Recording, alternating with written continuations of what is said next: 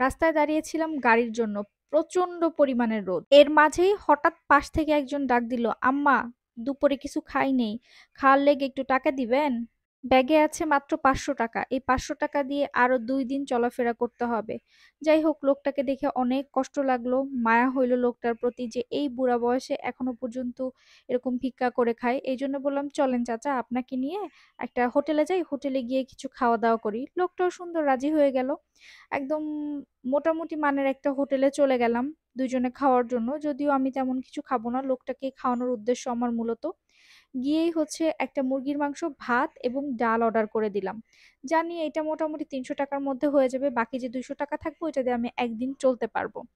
তো লোকটা অনেক তৃপ্তি নিয়ে খাচ্ছিল, দেখতেও খুব ভাল লাগছিল। তো তার সাথে অনেকক্ষণ কথা বললাম যে, আপনার ছেলে মেয়ে কয়টা, আপনি কি মানে এরকম ভিক্ষা কেন করেন? তো লোকটা বলতেছে, কি করব বলেন, ভিক্ষা তো করতেই হয়, পেটের দায়ে ভিক্ষা করতে হয়। তো লোকটা আমাকেও জিজ্ঞেস করতেছে, আপনি কি করেন? আমি বললাম, এই ছোটখাটো একটা ব্যবসা করি বাসায় বসে। বলল, ও ভালো তো। তো এরপরে হচ্ছে লোকটাকে মানে এক পর্যায়ে কথা বলতে আমি জিজ্ঞেস করলাম, চাচা কিছু মনে করেন না, আপনার তো অনেক বয়স হয়ে গিয়েছে।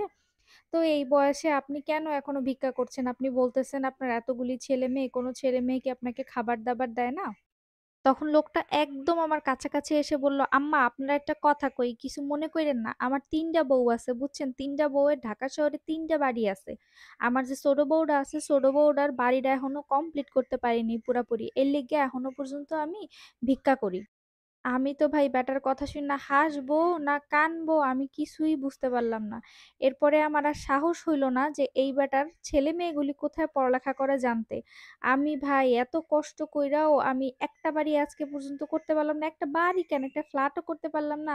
আর ইনি হচ্ছে ভিক্ষা কইরা ৩ টা বিয়া করছে, ৩ টা বেটির ৩ টা বিয়ার আবার ৩ টা বউয়ের আবার ৩ টা বাড়ি কইরা দিছে।